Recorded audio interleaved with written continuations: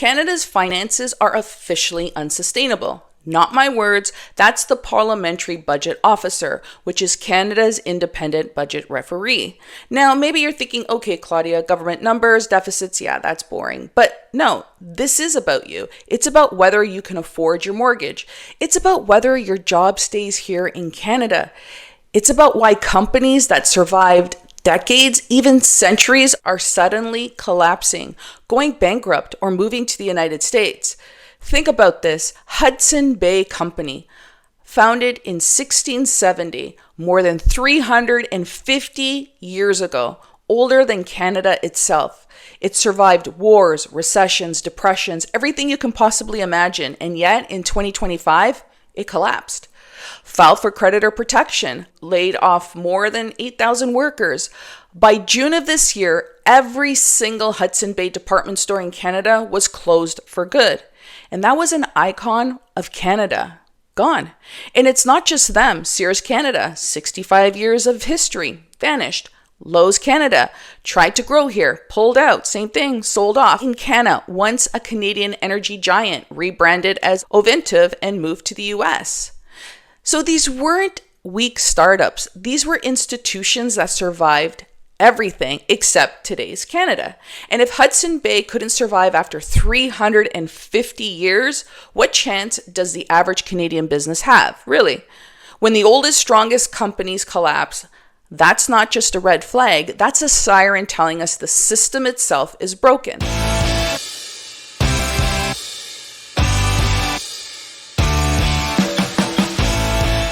I'm Claudia Ragona, one of the Ragona sisters, and listen, this isn't about politics, it's about survival. The PBO didn't say tighten your belt, they said unsustainable. And if you've ever lived in a household where the bills don't add up, you know what that word means? It means the crash is coming. Later in this video, I'm going to connect this warning to why Canadian icons are collapsing, why your mortgage renewal could be a nightmare, why corporations are literally packing up for the US, and even why 96 of Canada's top CEOs wrote a desperate letter to Mark Carney. So you're probably asking, who is the PBO and why should you even care? The Parliamentary Budget Officer was created in 2006 to be completely independent. They don't work for the government of the day, they don't spin, they don't campaign. Their job is quite simple, check the math. And when Ottawa says we'll balance the budget in 5 years, the PBO runs the numbers and says, actually, no you won't. And just listen to what they said this time. Path to being in trouble. So that's what our 5-year forecast, the numbers that we released earlier this week indicate. That if left unchanged, the fiscal path that the government's currently on will definitely result in us being in quite a bit of trouble and having to make some hard decisions. Now, in getting here, what do you attribute this to? Is this like Donald Trump's trade policies, the roosters coming home to nest, or is this about government spending priorities and not controlling it? I think it's kind of a little bit from column A and a little bit from column B. So there definitely is an impact in comparison to our previous forecast. You can definitely see the impact on the overall growth for the Canadian economy. A larger part of it is the government policy decisions.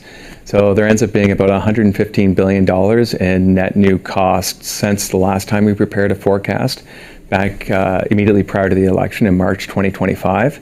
And a good part of that is attributable to defense. So changing geopolitical environment, priorities for the government to increase spending on defense, which we saw that was announced in June, earlier this year in June, and of course on the tax side, on the revenue side. So $6 billion a year, so about $30 billion over the next year, plus revenue that we're no longer going to have because the lowest personal rate went from 15 down to 14. Mm-hmm. But yeah, certainly a little bit of both, but certainly at this point, it's more on the government. You heard it. Not from me, not from a politician. That was Canada's independent budget referee calling our finances unsustainable. Now, let me put that in plain language. This year, Ottawa is running a $51.7 billion deficit. Next year, it jumps to $68.5 billion. And it doesn't stop there. That's like your household income shrinking while your credit card bill explodes. Except this isn't your visa, this is our country. And unlike you, Ottawa can't just go bankrupt. So what do? Well, of course, they raise our taxes, they cut our services, they print more money. And every single one of those choices lands right on you. Now let's zoom in. Just paying the interest on Canada's debt is heading toward $50 billion a year. That's not building hospitals. That's not funding schools. That's not lowering your taxes. That's money going up in smoke just to service the debt. And it's snowballing. The PBO says debt is growing faster than the economy, which means interest payments eat up more and more of the pie. It's the same trap Canadians fall into with their credit cards. You pay the minimum, but the balance keeps growing. And now it's Ottawa doing it. And that ripple effect, it hits mortgages, jobs, and whether businesses even stay in Canada at all. All right, so let's talk about mortgages. When Ottawa runs massive deficits, it keeps inflation sticky. And when inflation sticks, the Bank of Canada keeps rates higher for longer. And that's the connection. Now, let's make this real. Say you bought a semi-detached in 2021 for $900,000. You scrape together 10%, that's 90 grand. Your mortgage balance is roughly about $810,000. At that time, fixed rates were hovering around 2%. That worked out to a payment in the ballpark of $3,100 to $3,300 a month. Now, fast forward to renewal, that same mortgage at today's rates is closer to 4%. That shoots up roughly about $4,700 to $4,800 a month. That's a jump of over $1,500 every single month. Money that used to cover your groceries, kids' activities, or savings. And that's not random. That's the direct cost of Ottawa's deficits keeping inflation sticky, which forces the Bank of Canada to hold rates higher for longer. This is why the housing crisis feels like it's tightening and not easing. Month after month, renewal after renewal, families are being squeezed harder. And I know what some people are saying. They'll look at you and go, well, interest rates were higher back in the 80s. People survived then, so what's the big deal now? There's a difference. Yes, interest rates were higher decades ago, but home prices were way lower. Household debt was way lower. People weren't borrowing 7 or 8 times their income just to buy a modest home. Today, people are carrying massive mortgages, some of the biggest in the world compared to income. So when interest rates jump from 2% to 4%, possibly higher, that's devastating. It's not just a number on a chart, it's thousands of dollars a month. Every single month for families who are already stretched. So don't let anyone gaslight you by saying, well, historically rates were higher, because that doesn't matter, because what matters isn't just the rate, it's the rate plus the debt load. And right now, the combination is brutal. And here's something you need to know. It's not just the government making things harder with deficits and inflation. The banks are leaning more cautious too, because they're looking at the same numbers we are. Insolvencies are climbing. Official government data shows more Canadians are filing for bankruptcy or consumer proposals than they've seen in years. Household debt is at record high, the highest in the entire G7. Delinquencies on credit cards and car loans are rising. That's coming straight from Equifax and TransUnion reports. Job losses are creeping up. Statistics Canada data shows unemployment has been ticking higher. And companies, they're pulling out of Canada or shifting operations to the US. So in that climate, banks do what banks always do. They protect themselves first. And that means stricter conditions when you renew. That means pushing borrowers toward safer fixed rate mortgages, and it means far less flexibility for people who are already stretched. Now, I'm not saying every single renewal means the bank is digging into your income and credit from scratch, but the trend is clear. When risk goes up, lending tightens, and right now the risk is everywhere. So don't be surprised if renewals feel tougher, if approvals are harder, and if your options are shrinking. That's not paranoia. That's exactly how banks operate when they see storm clouds on the horizon. But it's not just homeowners, it's workers. When deficits balloon, business confidence drops. Investors look at Canada and think, this is too risky. And that means companies pay more to borrow. Then they start scaling back. They cancel expansions, and some, they just leave. Honda moved CRV production from Canada to the US. And that's not just corporate strategy. That's Canadian jobs, Canadian paychecks, Canadian futures bleeding across the border.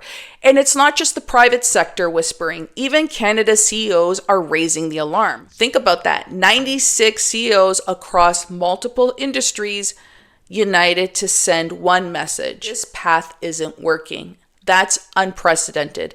And when you pair that with the PBO's warning, you see the picture. It's not just watchdogs and critics. It's the people running the biggest companies in Canada saying something is broken. And it's not random. There's a reason. The US is dangling incentives, lower corporate tax rates, cheaper energy, massive subsidies for manufacturing. Meanwhile, Canada piles on costs, regulations, and instability. So companies do the math and they leave. The Fraser Institute reported that between 2012 and 2022, about 1 in 20 Canadian head offices disappeared. Head office employment down 6%. Fewer headquarters here means fewer executives, fewer decisions made in Canada, fewer investments flowing into our communities. We're not just losing companies, we're literally losing control. And here's the worst part. While the GDP growth is one of the lowest in the developed world, while our dollar keeps losing value, while inflation stays sky high, the government is still writing massive checks. Billions in subsidies, billions in humanitarian aid abroad, while Canadians at home are struggling. Hospitals are under strain. Housing is unaffordable. Food banks are overwhelmed. And yet billions keep flowing overseas. And I'm not saying Canada shouldn't help globally, but when our own people can't pay rent, when nurses are burnt out, when crime is rising in our cities, it feels ridiculous. And speaking of crime, let's talk about that, because financial instability isn't the only red flag here. Crime is rising across this country, and people don't feel safe anymore. And yet, when stricter sentencing was put on the table, a push to be tougher on repeat offenders, the Liberals voted it down. So think about that. Financial mismanagement, judicial leniency, rising crime, shrinking GDP, collapsing companies. This isn't just a coincidence. We're starting to see a pattern here. And that brings me something I've been saying for decades. How you do anything is how you do everything. Look around. The same carelessness you see in the budgeting, you see it in the housing policy, the same lack of accountability in spending, you see it in crime and sentencing, the same short-term thinking in subsidies, see it in how companies are leaving the country. How they do one thing is how they do everything. And now we're paying the price. So what happens if it keeps going? Well, 3 things. Number 1, higher taxes. Governments can't cut everything. They'll look to raise revenue, and guess who pays? Us. Number 2, weaker services. Every dollar going to interest is a dollar not going to healthcare, education, or infrastructure. Number 3, lost confidence. Investors, rating agencies, even everyday Canadians, they start planning their futures outside of Canada. Picture a retiree waiting longer for healthcare. Picture a student in Ontario graduating into a job market where head offices are gone. Picture your own mortgage renewal climbing because deficits keep rates high. And this isn't theoretical, it's happening now. So what do? Well, first, we got to get smart about debt. Don't assume rates are dropping tomorrow. Build yourself breathing room. Second, hedge against inflation. And that means assets that can hold value when cash doesn't. Third, demand accountability.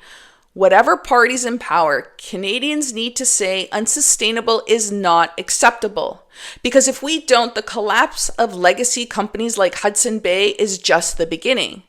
And you know what really gets me? Most people in the country have no idea how bad things are getting. Why? Because they're not being told.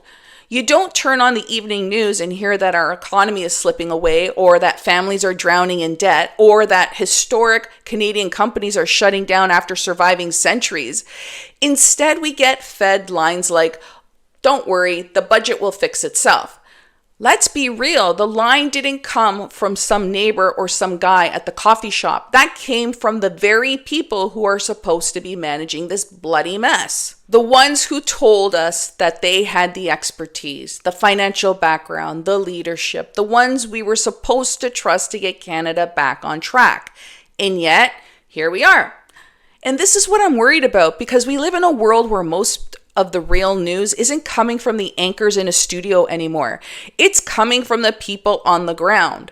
The mom who budgets every penny, the dad working 2 jobs just to pay the mortgage, the family that sacrifices a meal so the kids can eat, the parents who don't get to see their children grow up because every waking moment is about keeping a roof over their heads. And that's where the truth is. And the truth is, this isn't just a poor family's problem anymore. This is creeping up on everyone. Whether you're middle class, upper middle class, even if you're sitting in some cushy CEO chair, the ground can fall out from under you, just like it did for Hudson Bay, just like it did for energy giants that thought they were untouchable. We have no guarantees. And yes, life has never promised guarantees, but this time the odds are getting worse instead of better. And that's why I keep saying we need to be united, because no matter where you are on the ladder, no matter how much money you make or don't make, this storm doesn't care. It's going to hit everyone. And if we keep pretending things are fine because the government or the media tells us it'll fix itself, we're walking blindfolded into a wall. And that's what keeps me up at night, because I don't think most Canadians really understand how deep this goes. We're told, don't worry, it'll work itself out. But look around. Hudson Bay is gone. Energy giants moving south. Families cracking under mortgage renewals. Does that feel like a system fixing itself? Or does it feel like something much bigger and much scarier? So let me throw this to you. Do you think most Canadians even see how bad this has gotten? Or are we just sleepwalking through it? Do you believe this country is on a path that can turn around? Or have we already crossed that line? And here's one I really want to have your thoughts on. If companies with 350 years of history can vanish overnight, what does that mean for the rest of us? Drop your answers in the comment, because this can't be one person talking into the camera. This has to be about all of us questioning, sharing, and comparing notes. Real news doesn't come from polished headlines anymore. It comes from the people who are living it. People like you. So let's start the conversation right here, right now. See you in the next one.